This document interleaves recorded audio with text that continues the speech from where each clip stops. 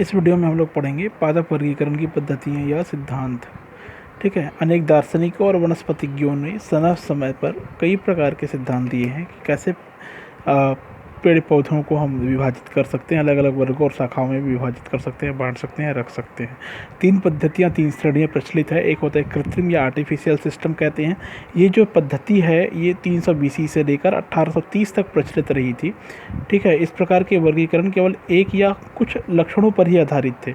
इस पद्धति में थ्रियोफ्रास्टस और लिनियस की बहुत महत्वपूर्ण भूमिका रही।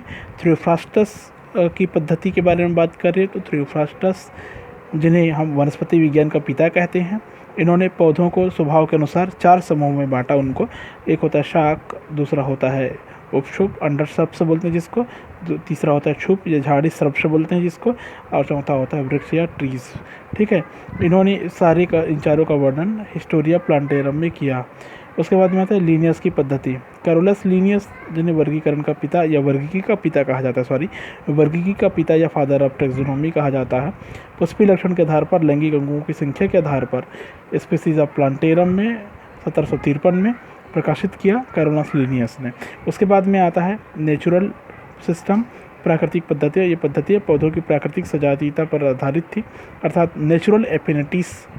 प्राकृतिक सजातीयता कहने का मतलब प्राकृतिक रूप से समान पौधों को वर्गीकृत किया इन्होंने। इस पद्धति में ALD जुसियू और APD कैंडोली का कार्य सराहनीय रहा, लेकिन इसमें सबसे महत्वपूर्ण पद्धति रही बेंथम और हुकर की पद्धति। जॉर्ज बेंथम और जोसेफ डाल्टन हुकर, दोनों ही scientist Royal Botanical Garden Kew England के वैज्ञानिक थे। इनका वर्गीकरण जेनेरा प्लांटेरम नामक जेनेरा प्लांटेरम के नाम से 3 खंड में प्रकाशित हुआ था, और इन्होंने बताया था कि कुलों का जो वर्णन किया गया था पौधों में वर्गीकरण के अवलोकन और अध्ययन के बाद, इन्होंने ये इसका जो वर्गीकरण की पद्धति है काफ़ी लोकप्रिय रहा है। ठीक है, चार्ट में आपको आपके दिखने को मिलेगा आपको, ठीक है ना, आगे चार्ट में है बेंथम और हुकर की पद्धति। आइकलर पद्धति, AW आइकलर, इन्होंने पेड़ पौधों की होने वाले विकास या पेड़ पौधों में होने वाले विकास और वंशगत संबंधी गुणों की समानता के आधार पर 1883 में पूरे वनस्पति जगत के वर्गीकरण कर दिया था, जो आज भी स्वीकार्य है। ठीक है, तो देखते हैं हम यहाँ पर एक पद्धति जो कि पहले आइकलर पद्धति के अनुसार आवृत्तिबीजी पौधों को इन्होंने 3 खंडों में विभाजित किया। डाइकोटिलेडन, द्विबीजपत्री, जिम्नोस्पर्मी, और एक बीजपत्री में। मैंने आवृत्तिबीजी एक हो गया फेनोरोगेमस आवृत्तिबीजी। ठीक है, उसके बाद द्विबीजपत्री, जिम्नोस्पर्मी, एक बीजपत्री, 3 भागों में बांट दिया।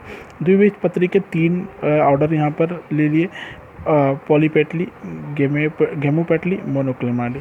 पॉलीपेटली को फिर से कुछ सीरीज में बांटते हैं हम, थैलेमीफ्लोरी, डिस्कीफ्लोरी, कैलेसीफ्लोरी में बांटते हैं। ठीक है, एक जो सीरीज़ है, 3 सीरीज़ है। इन 3 सीरीज़ के अंतर्गत देखिए 6 ऑर्डर है, 6 गण है। रेनेल्स, पेराटिल्स, पॉलीगैलेनी, कैरियोफिलिनी, गुटिफेरल्स, मालवेल्स। डिस्कीफ्लोरी के अंतर्गत है 4 गण, जिरेनियल्स, ओलेकेल्स, सिलेस्ट्रेल्स और सेपिंडेल्स। कैल्सीफ्लोरी में 5 गण है, रोजेल्स, मर्टेल्स, पेसिफ्लोरेल्स, पिकोइडेल्स और अम्बिलेल्स। ठीक है, इसके अलावा गमोपेटली को 3 सीरीज में बांटा गया, इन्फेरी, हेट्रोनेरी, बाइकार्पेल्टी। इन्फेरी में 3 ऑर्डर, रबिनेल्स, एरेटेलेल्स, कैम्पेनेल्स। हेट्रोनेरी में इरिकेल्स, प्रिमुलेल्स, इबिनेल्स। बाइकार्पेल्टी में 4 गण, जेंटीएनेल्स, पॉलीमोनियल्स, पर्सिनिल्स एंड देन लेमियल्स एट्सेट्रा। ऐसी मोनोक्लेमाइडी में 7 श्रेणी है। देखिए 7 श्रेणी। अब मैं ज़्यादा का नाम नहीं पढ़ूंगा, वीडियो ज़्यादा लंबा हो जाएगा। आप देख सकते हैं मोनोक्लेमाइडी में 7 श्रेणी आपको दिखाई दे रही है। वैसे तो 8 श्रेणी का नाम है इसमें। ठीक है,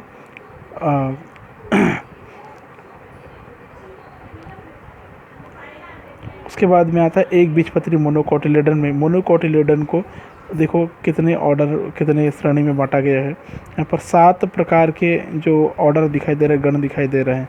ठीक है, इसमें से एक कुल दिखाई दे रहा होगा बीच में आपको, लिलिएसी फैमिली। ठीक है ना, तो लेग्यूमिनेसी फैमिली के इतने गण, लिलिएसी के इतने गण। ठीक है, ऐसे आपको देखने को मिल सकता है। ये हो गया एक चार्ट। ठीक है। प्लांट किंगडम का और वर्गीकरण देख सकते हैं आप। ठीक है, ये जो वर्गीकरण है ये बेंथम और हुकर के अनुसार है। इन्होंने क्रिप्टोगेमस अपुष्पी पौधे और पुष्पी पौधे दो भागों में बांटा। थैलोफाइटा, ब्रायोफाइटा, टेरिडोफाइटा 3 समूह अपुष्पी पादप के। थैलोफाइटा में 4 कैटेगरी, जीवाणु, लाइकेन, शैवाल और कवक। ठीक है। ब्रायोफाइटा में 3 कैटेगरी, हिपेटेसी, हिंथोसेरोटी, मसाई।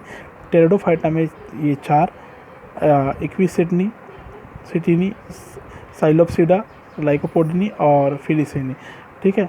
उसके अलावा ये हो गया 3 ब्रायोफाइटा, थैलोफाइटा और टेरिडोफाइटा का। फेनोरोगेमस को 2 भागों में एंजियोस्पर्मी और जिम्नोस्पर्मी बांटा गया। एंजियोस्पर्मी के 2 भाग, मोनोकोटिलिडनी और डाइकोटिलिडनी।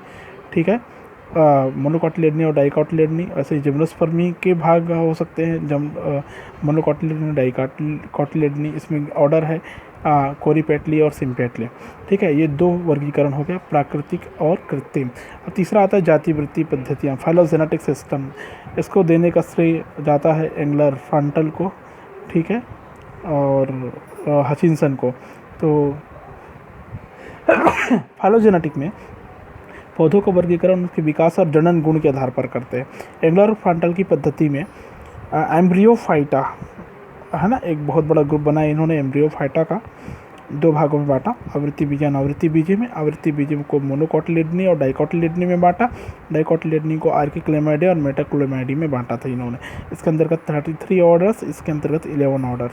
इसमें पृथक दलपुंज, इसमें संयुक्त दलपुंज देखने को मिले। ठीक है। तो और दूसरा आता है हचिंसन की पद्धति।